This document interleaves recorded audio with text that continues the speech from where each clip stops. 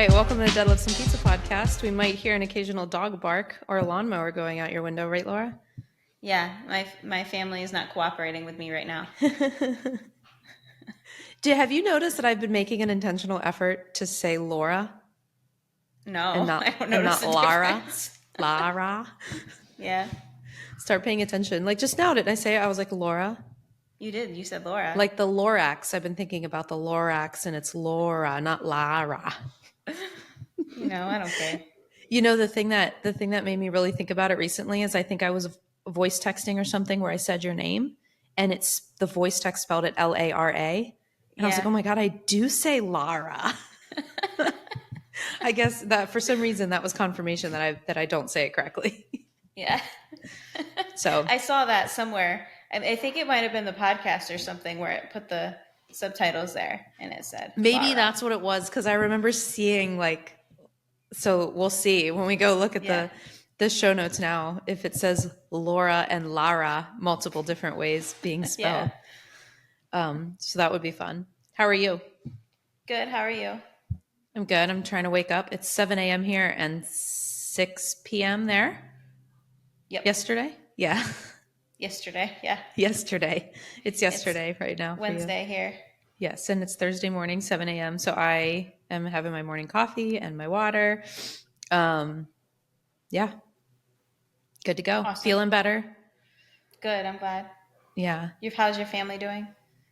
Mediocre. Yesterday I was a little concerned because Camila got sick all over again. She was sick one day and then was fine for like 5 and then all of a sudden didn't feel well again yesterday. So I don't know how she's going to feel today.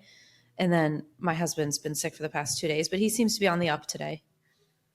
That's So good. I'm hopeful that by this weekend we can be officially done with any sickness in the house and I have to like antibacterial this entire all of the air in here. Yeah. But I think we're good. But man, it's kind of good timing to be sick though, because like with the kids wanting to play outside and stuff, they can, but it is so hot and humid. I cannot believe how it feels when I go outside. Yeah. I can believe it because I remember from last year, we lived in Texas. It's hot in Texas. We came here. Neither one of us has ever been more hot before in our lives than when we came here in the summer of last year. It is The so humidity. humid. Yes, and ever Yeah. since you taught me about like dew point, I pay Yeah. attention to that now. Like, oh, it's the dew point that, and I don't remember the reason. I looked up that little image, but it's something about the humidity isn't the actual droplets in the sky. Like dew point is the actual like amount of droplets in the air. Yeah. Dew point has to do with the actual humidity. So the percentage of humidity depends on really the temperature. And if the dew point is 62, it's the same amount of humidity in the air, doesn't really matter what the temperature is. So anything above 70 of a dew point is just uncomfortable. And you were showing me that it was like 78 or something. That sounds unbearable. Yeah, anything above 70 is pretty humid. Yeah. And then when we were in Atlanta, I was noticing it was like 74 was the dew point. And it was very like it was like you don't really want to be Yeah. out here. And then we got back to Korea and I looked, it was like 78. I was like, oh wow, that's why it feels like a literal bowl of soup when I'm outside. Yeah, that's terrible. It's usually, I mean, we have humid summers here, but it's not as like hot as other places. But it's usually, there's lots of days where it's above 70, but I don't know if it's ever been, well, I'm sure it has, but it's not common for it to be that high. 78 Yeah, is 78, 79 has been what it's been like every day. So that's what it is. That's what it is here in South Korea. Is the summers are so humid. That sucks. Yeah. I hate it. Like I don't mind the heat. Well, maybe it was like 2 or 3 days ago. We were in the car, and when you get in your car in the summer and it's just been baking, so you get in and you're immediately like sweaty and hot. And I'm trying to run the AC, but we only went like 2 minutes up the road, so it didn't really feel that different. The AC didn't really get a chance to kick in. So then when we got out of the car, my daughter and I both made the comment, like, it doesn't feel like we got out of the car. Like, when you get out of the car and there's kind of a fresh, it didn't feel like we got out of the car. It felt the exact same. Like there was no transition. It's like, oh God, that's when it's like just awful. So we've just been inside. I mean, we've been, when my son's been feeling good, so he's been doing the slip inside next door with the neighbors and stuff. But other than that, we haven't really gone out. That's good. I notice this time of year, I don't get it's really hard for me to get any tanner either. Like the sun isn't as strong anymore. Really? So it's yeah. Huh, I guess that makes sense. I could lay out in the sun and not much happens. Interesting. The sun is really strong up in Colorado, in Is Denver. I it? don't know if it's all of Colorado. The Denver's a really high elevation, Yeah, that makes and so sense. you're literally closer to the sun. Yeah. And the sun's super strong. You can feel it even if it's like 60 degrees, it can feel like it's 80 degrees. It's Mm. actually really nice, but you have to be careful because you'll get burned because it's very Mm. close to the sun. And then if you're up we went even higher than Denver. We went up to the Rockies in Estes Park, and it was even stronger up there. Interesting stuff. Interesting. Yes. The worldwide weather patterns. Yeah. Does that We're make us old people old? talking about the weather right now. I always feel like an old person because I'm so interested in the weather. What's the weather going to be like today? Like it's important to me to know. Yeah. Well, I feel like I don't know if old is the right word, but I feel lame. Yeah, yeah. By the way, I think I just said important correctly. No, that time I didn't.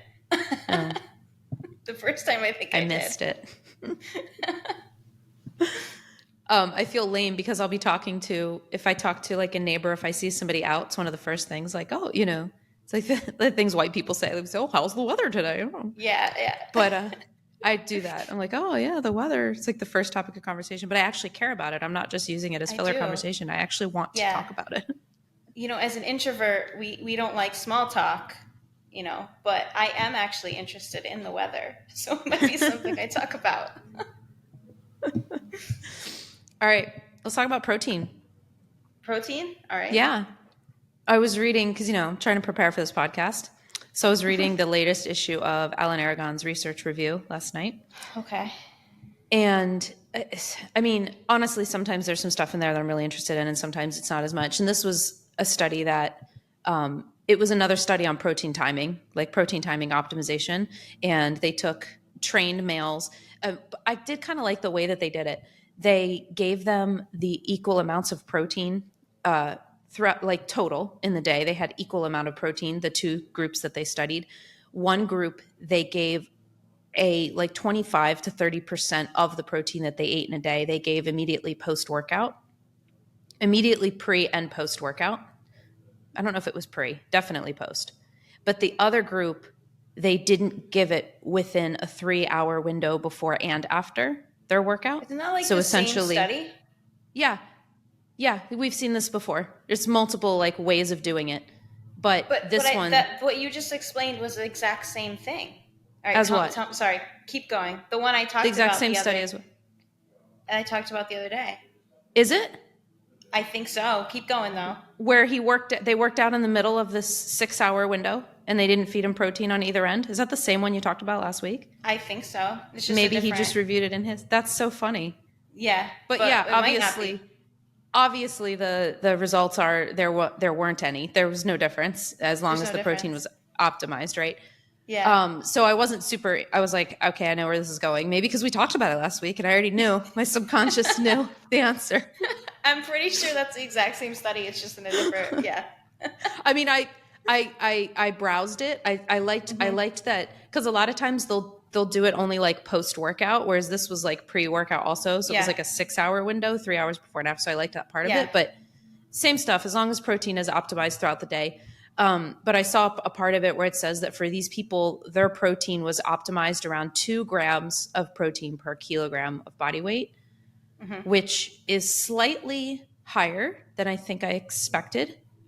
Yeah. And so I thought that would be a good topic of conversation because talking about, well, what is optimal protein for body composition in general? And we know right now that it's about 1.6 grams per kilo, which is, and again, this is hard to nail down for people with varying body compositions and people who have higher body fat mass on their body. It's hard to really say that this is insanely accurate, but for the most part, the average optimal protein amount for body composition is 1.6 grams per kilo, which comes out to about 0.7 grams per pound of body weight. And I think that that's lower than most people think. Yeah. And the way I understand it is that there is a benefit going above that, but it's such a small benefit that you don't really notice it. So it's like once you get to 0.7, you see the biggest, return for that. And then once you go above that, there might still be a benefit, but it's going to be like very, very tiny. And the further you get away from that, the smaller the benefit is. Yeah, that line, if you can imagine it as like a graph, if you're going from, you know, zero point 0.4 or up to zero Yeah. point 0.7 grams of protein per pound of body weight, you're going to notice a pretty Yeah. steep climb in benefit. But that climb starts to really level off to the point where, like you said, you could still technically be going uphill the tiniest bit, but you might not even notice it. Yeah. And that line is really leveling off after around 0.7. And that's for, sorry, that's for building So I was just muscle. about to say, exactly. Go ahead. Yeah. Yeah. So that's for building muscle. It might be a little bit advantageous to eat a little bit higher for like fat loss goals. Exactly. So if we're talking about purely optimizing muscle mass, there really isn't a lot of evidence that points to there being huge benefit beyond around 0 0.7 grams of protein per pound of body weight. And to give that in a little bit realistic terms, I'm 135 pounds, 0.7 grams per pound of my body weight is only 94.5 grams of protein. And honestly, that's not like a ton. What is mine? Because I don't eat Yours that is even low. lower than that. You're 125-ish right now? Yeah. It's 87. I I eat like 125 or Exactly. higher. Yeah. So I kind of misused the term earlier. Then I was talking about optimal protein for body composition. I shouldn't have said that. I should have said for muscle growth. Yeah.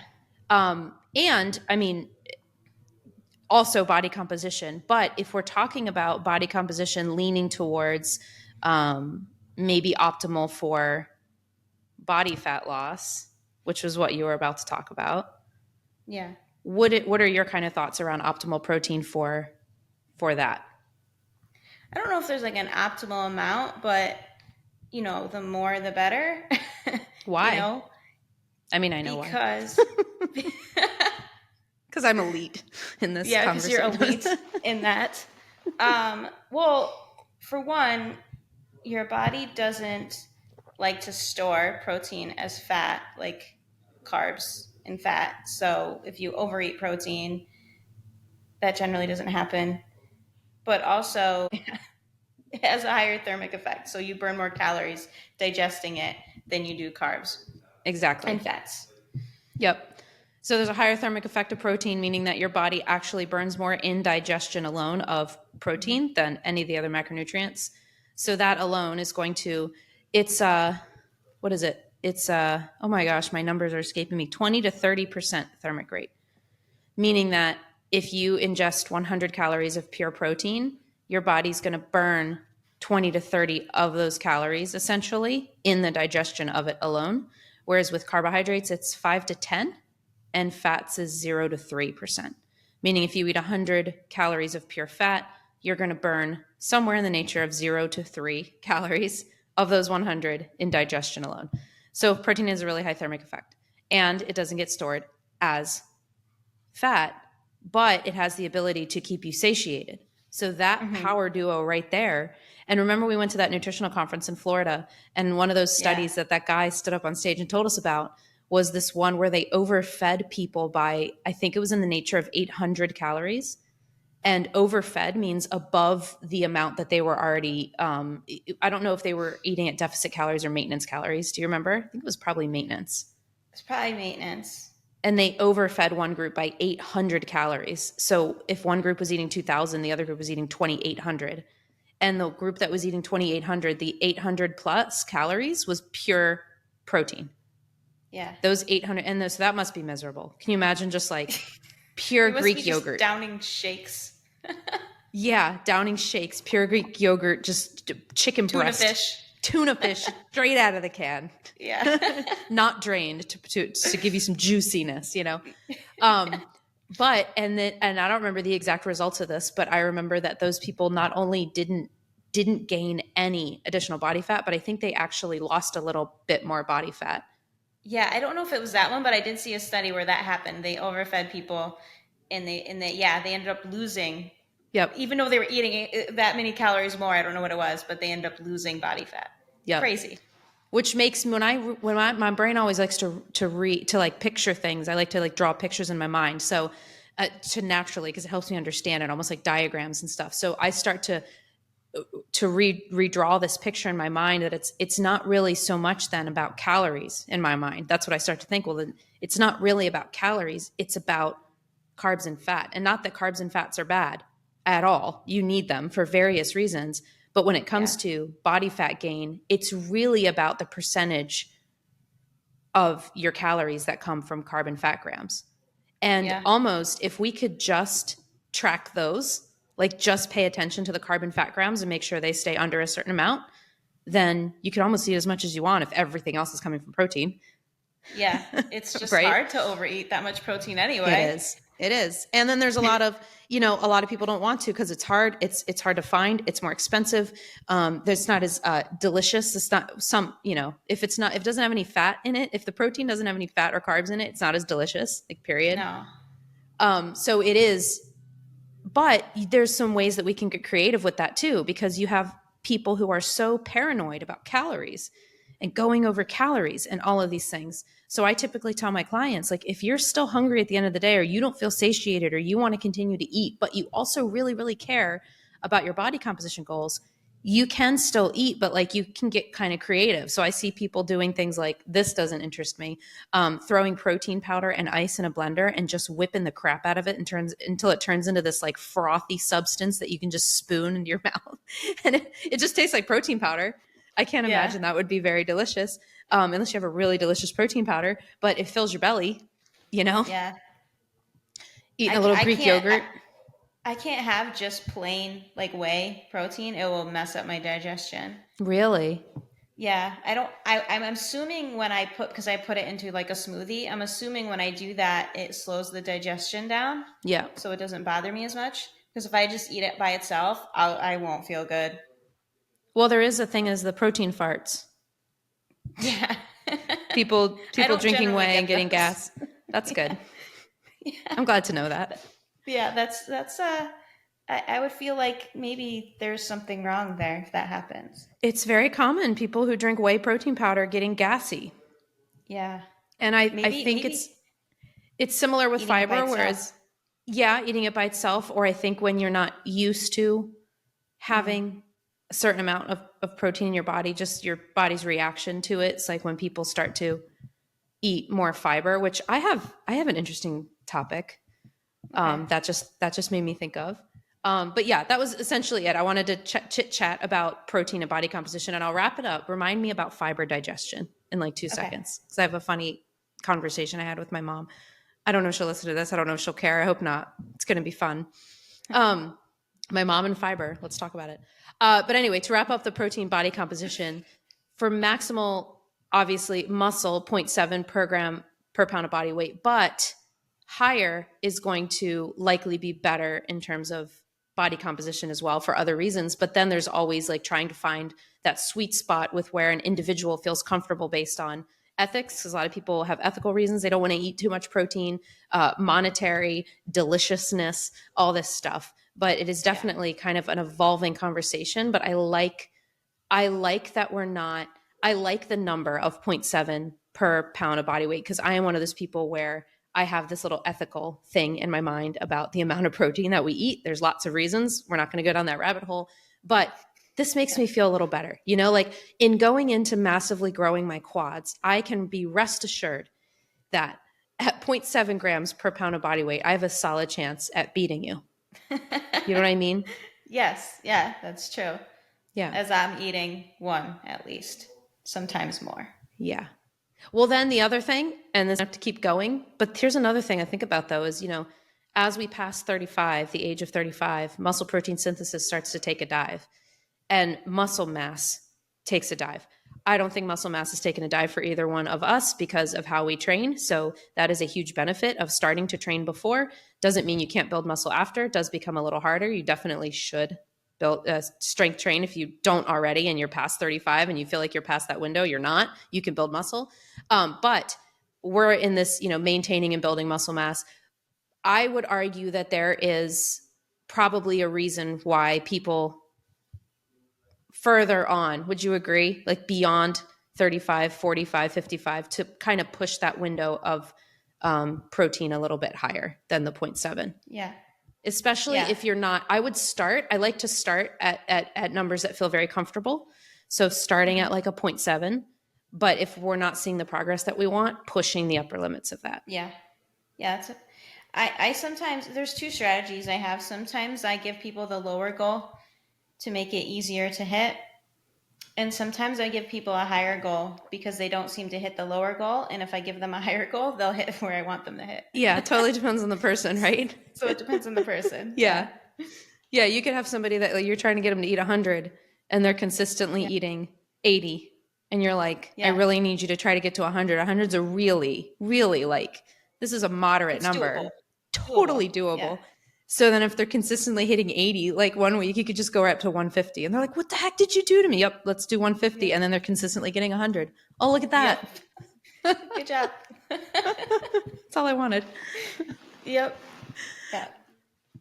So I had this funny conversation with my mom, and I don't have a conclusion in my head to this, but I really want one.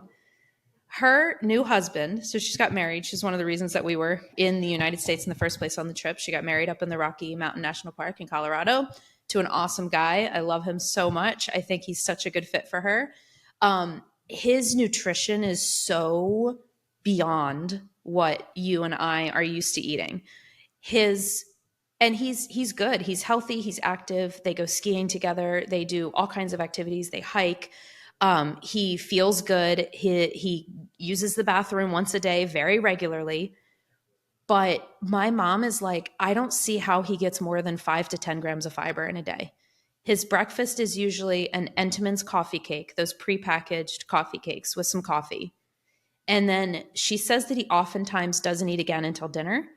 And my mom is very much of fish and protein and vegetables kind of person. So that's where I get it from. So she makes dinner that will have like vegetables and all this stuff. And she says he kind of picks at the vegetables, moves them around on his plate. He loves pasta. He'll eat a whole, pot of pasta on his own. And that's pretty much it. She's like, I swear this guy lives on carbs. And I don't know how he is like totally fine because she's gotten to the point where she's like, I'm not trying to change him. He's healthy, he's active, he feels good, his digestion's fine. Like, who am I to come in and be like, you need to do things differently? Like, he's fine.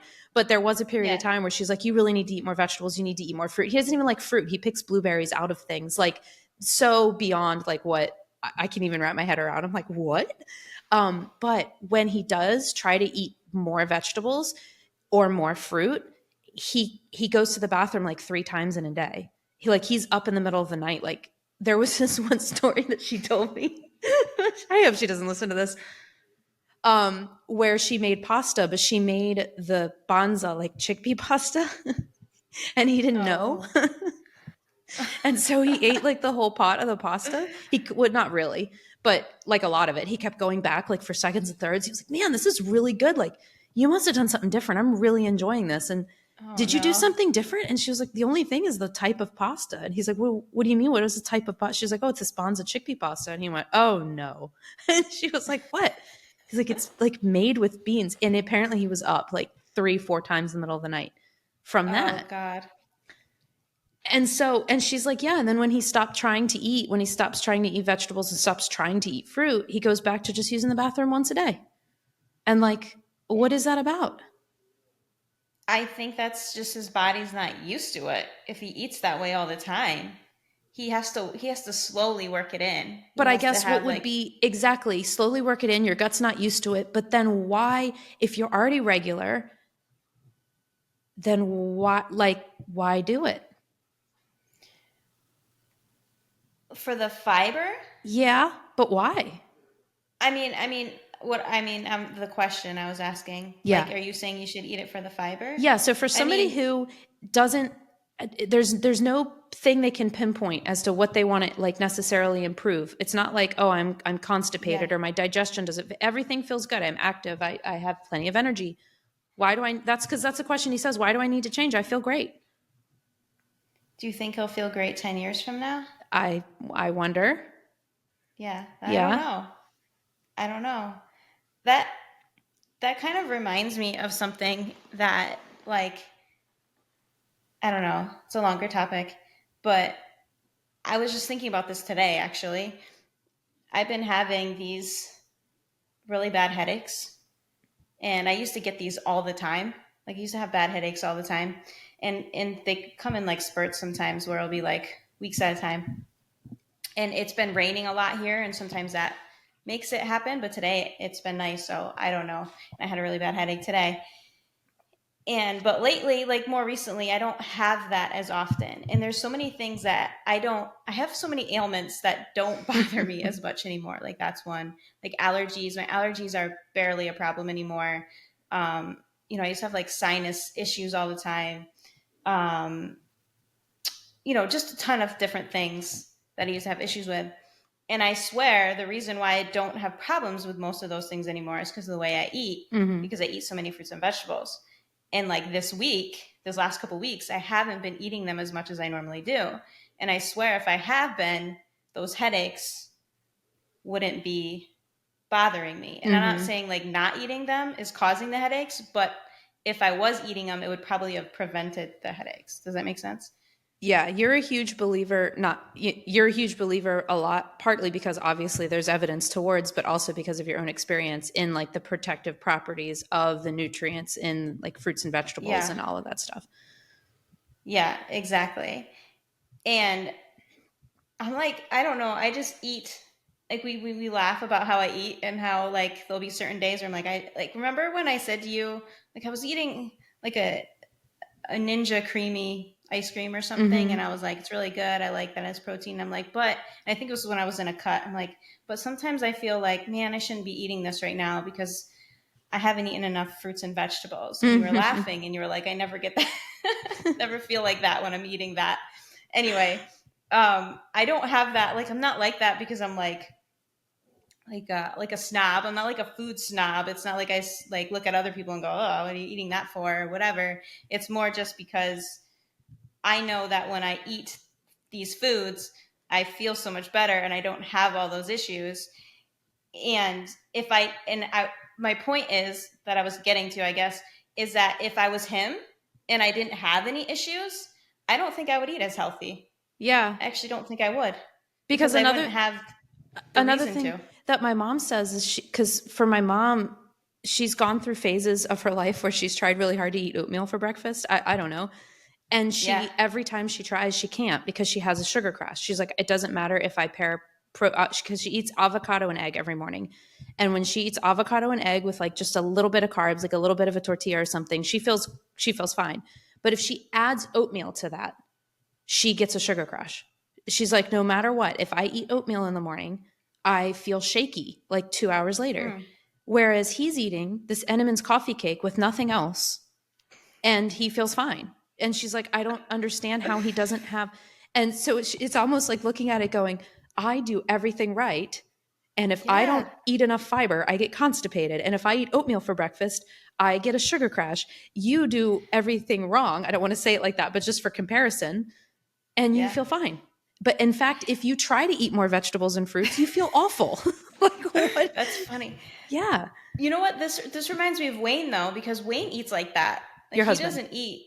Yeah, he doesn't eat a lot of like for dinner. He will like eat certain because I cook for dinner, but if it wasn't for that, like he doesn't get a lot of fiber. He doesn't eat a lot of fruits and vegetables.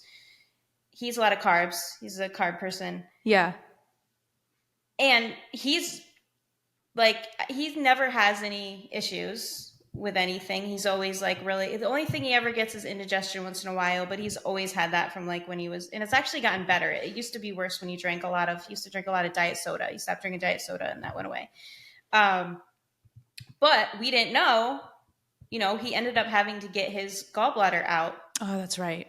this year, and we didn't even know that was a problem because he didn't really have any symptoms until the doctor said his gallbladder was like really bad, Really? like one of the worst he's seen, but he just didn't have any symptoms of it. So you don't know if things are going on, even though That's you true. feel good.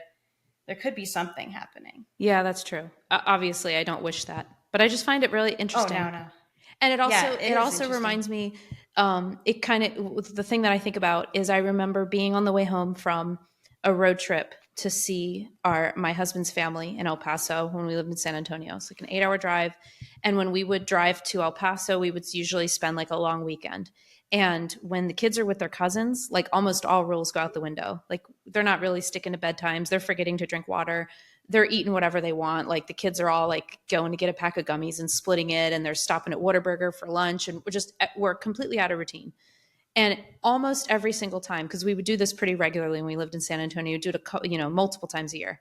On the way back from El Paso, they felt like crap. They're sleeping in the car. They're grumpy. They're at each other's throats. And there's lots of reasons that we could point to as to why. But we'd get back on track and they'd be fine in a few days. But my son made the comment, and I think he was only like 6 at the time. From the back seat on the way back, he goes, "Mommy," and because we never talk about how they feel. Like we usually just, push through and it's fine. He goes, "Mommy, why is it that on the road trip to El Paso, I always feel good? I don't sleep in the car. I get along with my sister. I don't have any belly aches. I don't feel tired.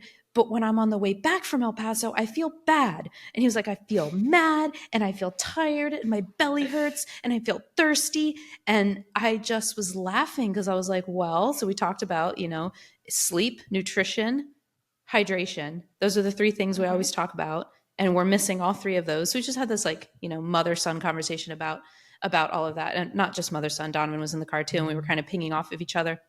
But it was this realization for me that even as a child, you don't realize how good you can feel until you are doing like all the right things and then you kind of stop doing them. So it made me realize that so many people live in this state of like not really that great, and they don't necessarily know because they think that's normal. I know. It's crazy. And I've had this with clients too. They think they feel fine and they really just want to change their body composition or they just want to build muscle, but everything else feels, it's life. Of course I'm a little stressed and a little tired and a little this or a little that. But then once they change all these other things, it's like, oh my God, I didn't know that I didn't feel like good. It's funny, right? You don't really realize it until you feel better. And then when you go back the other way, you're like, I can't believe this is how I used to feel all the time. Yep. Can't believe I used to suffer through this and didn't even realize. Yeah. Yeah. So anyway, I don't know. For me, I'm very interested. Like, I feel like I want to figure him out. He could just be like one of those people that's just like, because I'm sure there are people like that their bodies are just like, we'll just handle it. Gotcha. It's fine. Yeah, we're good. Yeah. I'm a survivor. Yeah. I don't know where you get your vitamin C from, but you'll be fine. Yeah. Does he drink orange juice? I don't know. I don't know the extent of his eating habits. Yeah. Vitamin C is one of the easiest like vitamins to get. If you eat fruits and vegetables, but if you don't eat any. That's true. But it's even fortified in things. Yeah, that's true. So it's and your body holds on to it. Vitamin C is one of those ones that your body like kind of stores. No, it doesn't. No, it's a water soluble, so you pee it out if you have too much of it. Got it.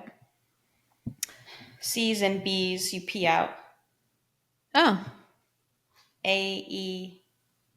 Oh, damn. I was going to say, well, C and B, they rhyme with P, but no, because you just said other ones. Elementary school teacher mindset here. I don't know K. I don't know K. I don't know if that's fat or water. I think that's fat soluble too. I think C's and B's are the cool. Water soluble. You want to get into some of the topics brought up by the client group? Sure. How about motivation versus consistency? Just do it. Just do it. That's my answer. Just do it. That's the consistency piece, right? What are your thoughts on motivation? Motivation. I mean, it's not going to be around forever, right? So you have to figure out how to be disciplined and do it even when you're not motivated. Sometimes you need a little bit of motivation. So sometimes like if I am just like, I don't want to do this workout today. I don't want to do this workout anymore. Sometimes I'll switch up my programming or something, or come up with a new goal that's exciting for me to try to hit so that I can stay motivated. But for the most part, you kind of just have to do it anyway. Yep. That's my answer. You have to. And I like to say that you can use, if you're either starting your journey with health and fitness and muscle building, all that stuff, or you've always stopped and started and relied on motivation, then you can use motivation. And I think it makes sense to use motivation to get started. But it's kind of like whenever we do a boot camp, whenever we do a challenge, one of the things that I always drive home is your challenge doesn't really start until that day comes, that day when everything goes to shit, excuse my language, and your motivation is gone and life kicks in. And you want that would be your natural time where if you weren't in this challenge or weren't in this boot camp, like you would stop. You would stop and then you like Yeah. start again, right? That's when your challenge begins because you've been riding on this fuel of like motivation thus far and hanging up the pictures of what you want to achieve and having this group community and a coach that you can chat with and blah, blah, blah, blah. But inevitably that excitement and that motivation is going to dwindle and then it's going to be completely gone. And you have to have built some routine inside of that, time of motivation that then you have to just do. Like you said, like, all right, I've been working out every single morning because I've had all this motivation. Now the motivation's gone. What do I do? I'm at a crossroads. And what you choose to do in that moment is going to be a drop in the bucket towards defining what this is going to look like for you long term. Yeah, and honestly, the consistency gets easier the longer you've been doing it. You would think it would be the opposite because you get bored, but it Yeah. actually gets easier. Like, I don't want to miss workouts. It's just like part of my routine now, my daily routine to get those workouts in. So, and you start to have a different kind of motivation, I guess. It's just, you know how it makes you feel when you work out and you do it for all these other reasons besides, like, when you do it for aesthetic goals, I feel like it's more likely that you will lose your motivation compared Right. to if you're doing it for a lot of things that come along. Like, you realize that you like the way it makes you feel and you feel stronger. And like you said, when people feel like crap, they realize they start to feel better, Yep. all that stuff. Yep. 100%. So using that motivation to build a routine that you can stick to is important. But yeah, there's really something to be said for just consistency and discipline and motivation not being there. And it's so Yeah. hard sometimes to talk to people who are just sitting around waiting for motivation to come Yeah. because twofold. One, and this is where it's hard because a lot of the people that we're talking to, outside of our clients and each other and colleagues, et cetera, the other group of people are people we're trying to access, right? They're general population people that need help. And they're either reaching out to us or we're reaching out to them or we're discovering each other somehow and creating conversation about how they can get on track. And a lot of these people are waiting for motivation. But we know you cannot rely on that motivation. But also, there's a bit of, yeah, but also maybe it would be nice to get started in motivation, but then you need a coach within that time frame because you've done this before. You've waited for motivation, you've started, you've stopped when motivation stopped, and now we've been doing this cycle over and over. So if you implement somebody telling you throughout the time, like, all right, motivation's going to dwindle, this is what to expect, this is how to handle it, this is how we're going to stay in communication, and then we're going to build this habit and we're going to push through anyway. That is where, but how do you tell somebody that? Like, you're right, just sit and wait for motivation and then it's going to get really, really hard and we'll handle it then. Like, you don't want to have that conversation with somebody because it's not going to resonate in the moment. No. But man, I wish I just had all this motivation every time I worked out. Yeah. That would be lovely. I I really think having a goal helps. Something that you want to work towards that's not aesthetics. Exactly. Getting a stronger deadlift, so a performance goal, or growing your quads if you do want like some kind of aesthetic goal, but not like a fat loss goal. Yeah, because for a lot of people, like in this one, like growing my quads, it's aesthetic, right? But it is not the same as even me now, my healthy brain around fitness and nutrition now, when I want to lose body fat, it ignites something different in me that I don't super love versus I want to grow my quads. I don't feel the same. And obviously one is a growth, more of obviously a growth mindset, and one is like depletion, like, you know what I mean? Like restriction and stuff. So there's that obvious reason. But the idea of having bigger quads doesn't connect in my mind to being more, to having a higher self-worth. And I would just be happy when my quads are twice that, it's just different. It is, you're right. It's It's different. more, I don't know, Or badass, I It guess. is. And so that's an interesting, actually, now that I'm thinking about it, because usually with clients who have, most clients come to us with some kind of aesthetic goal. I would say Yeah. 99% of the population want fat loss, they want weight loss, they want to see more muscle, they want to feel better about their bodies aesthetically. And usually I try to reroute their brains to, yes, we can achieve that, but I don't want that to be your main focus when you go in every day. I want it to be, you trying to achieve your pull up, you trying to learn how to deadlift and then increase that weight. We're going to focus on these things that you can do, these wins that you can achieve in the gym. But I think it would be okay too to focus on like, well, what area of your body do you want to grow? Let's grow your shoulders. Let's grow your glutes, because that Yeah. requires a similar kind of like reroute of mindset, but we're still talking about aesthetics.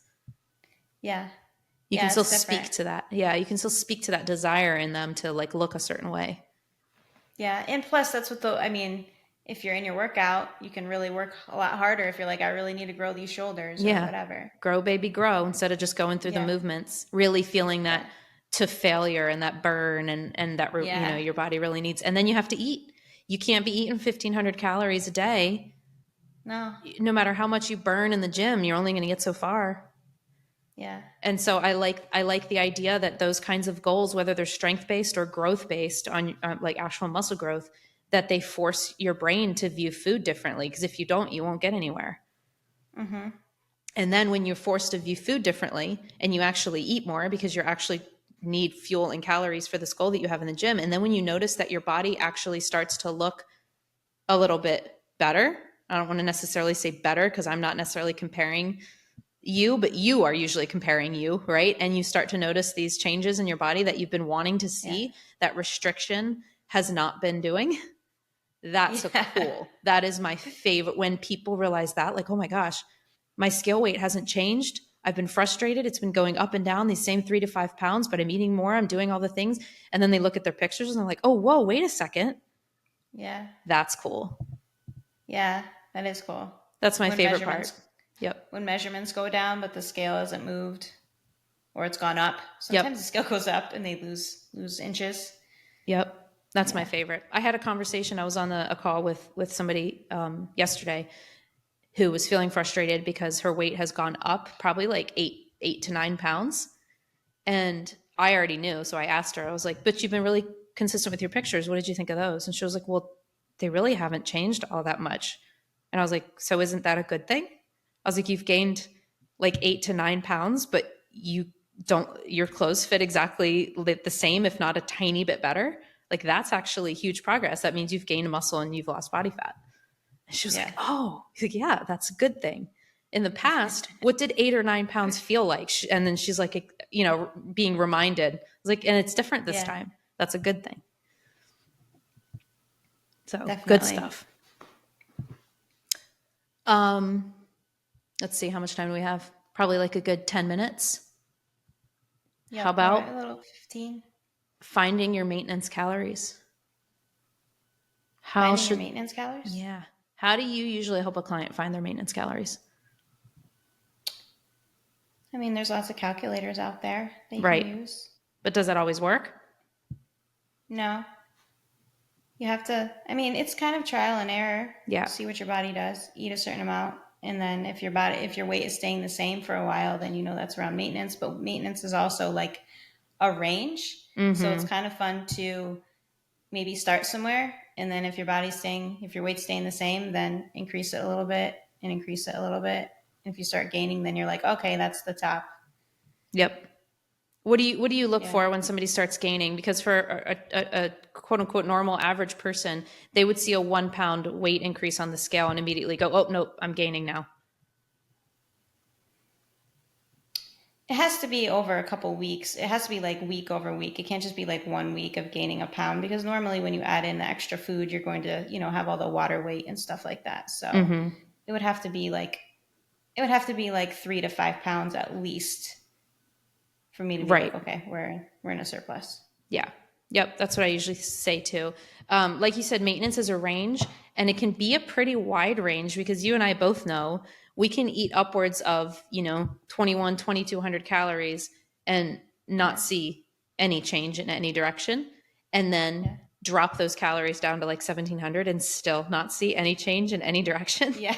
So you're like, well, I could eat 1700 or 2200, and which one am I going to choose? I'm going to choose 2200. Yeah. So, Yeah. you really got to push the envelope down if you really want to. And it depends. Some people are more sensitive to calorie drops than others. Everybody's like metabolism is a little bit different. So if they drop to 1700, they would actually see something. But a lot I'm of really times, sensitive. huh? My metabolism adapts quickly, so I'm like sensitive that way. Yeah. Yeah, same. Yeah. But yeah, so really pushing the envelope a little bit. If you want to see fat loss, you kind of have to go a little bit more uncomfortable. But with maintenance, you can push so somebody can raise their calories from 1500 to 1800 and be like, oh, I'm in maintenance now. And okay, kind of, yeah. But they don't realize they could actually probably go much higher and really Yeah. push that envelope a little bit. Almost everybody can get to 2000. Oh, yeah. Almost everybody. Unless you're very petite. Even if you're very petite, I think you'd have to be very inactive as well. I think you could Yeah. take, because you're very petite, and you can eat like 2300. Yeah, but I don't know. There's people that are weigh like 100 pounds. Yeah. They probably wouldn't be able to. So even more petite than you. I don't know. Yeah. Yeah, maybe not.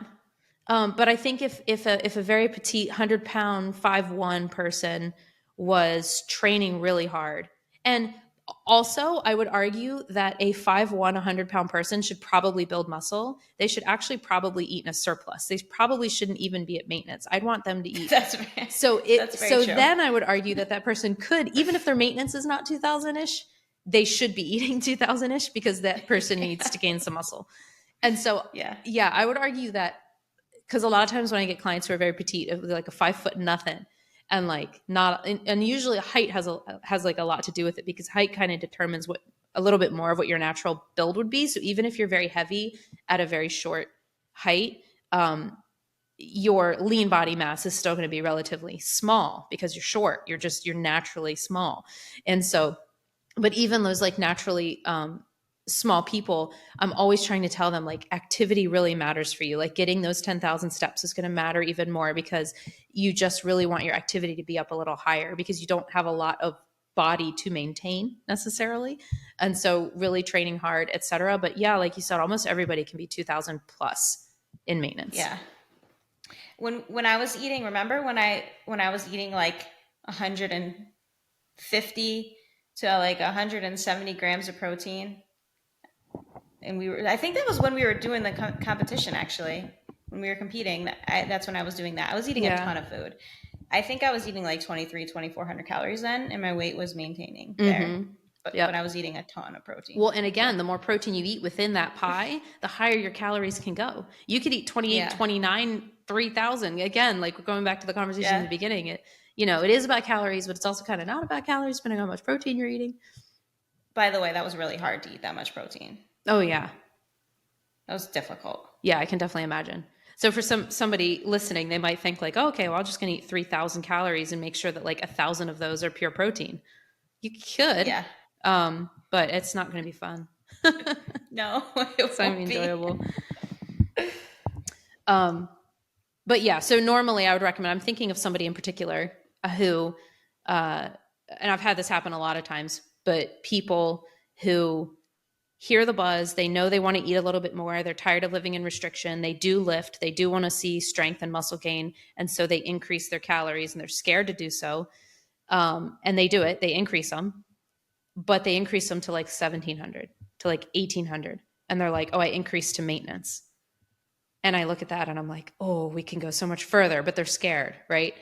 Yeah. So that's when you can take somebody like that and push their calories up to like 22, 23. And that's, I call it pushing maintenance. So we're going to add 100 calories, watch what happens. Add 100 calories, watch what happens. Add 100 calories, watch what happens. And normally what happens is their energy goes up, their body weight doesn't change. They become hungrier, they become stronger, they become more energetic, they feel good. All of a sudden they're way more satiated, they're not living in restriction. If even sometimes they're full at the end of the day thinking, oh my gosh, I still need to eat another 100 calories. It's kind of transformative for their mind. Yeah, definitely. No, I know it was for me personally. Yeah. Focusing on that. Yeah. Because I used to be that person. I was eating 1,700 calories thinking, oh, I'm almost eating in a surplus. This is like a lot for me. Why am I not gaining muscle? Oh. Yeah.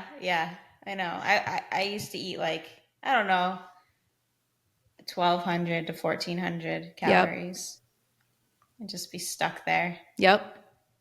I had a client a while ago. She was with us for 2 years. You might know who I'm talking about. She was eating 1,200 calories and doing like 5 days a week of a boot camp class, and like was very frustrated. We got her up to from 1,200.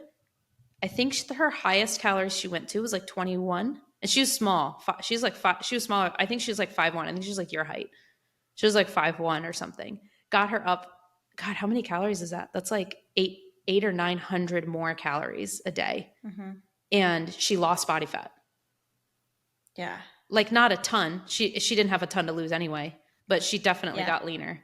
And was able to eat more and get stronger. And she wasn't working out 5 days a week anymore. We brought her down to 3 days a week with like one boot camp class. I love stuff like that. That's probably my favorite. So I recommend everybody, if you've never spent time actually trying to find your maintenance calories on your own through trial and error, I recommend do that right away. Mm-hmm. Yeah, you can start with like, there's so many calculators out there to use. You can start with that or do like 15 times your body weight. To get like a rough start. Like to give you like a start. Yeah. And then, figure it out from there. Just give you like a starting point. Exactly. Because those calorie calculators, this is another thing is, I see people in fitness groups all the time that are like, this calorie gave me this number and this calorie calculator gave me this number and this one gave me this number. What am I supposed to do? It's like, well, they're all making random shots in the dark based on whatever calculations they're using. Your maintenance is a range. You could eat any one of those numbers and probably see success. It's not this exact, 2,057.2 calories. And if you go above or below that, you're screwed. That's not how it works. I think 15 times your body weight's a good place, like the low number to start at. And then you can work up from there. 15 times your body weight? What is that for me? Mm-hmm. Because I feel like that's 2,025. Yeah, that's about maintenance for me. But with the activity level, right? Yeah, you need to be getting those steps in. 1875. Yeah. Yep, that's a good place to start. 15 times your body weight. Another thing I like to use is the TDEE.net, I believe it is. That's my favorite quote-unquote calorie calculator because it's not a calorie calculator. It's just a formula for figuring out your TDEE, which is total daily energy expenditure. And then you can take that number and kind of manipulate it in either direction. But I like that one the best, TDEE.net or 15 times your body weight. That's a good one too. Awesome. Good chat. Mm-hmm. I think I always end it that way by saying good chat. Good chat. What if it's a bad chat? Bad chat. It was only okay chat. That sucked. If you thought it was a good chat, then please like, subscribe, leave a 5-star review. We would appreciate it. See you next time.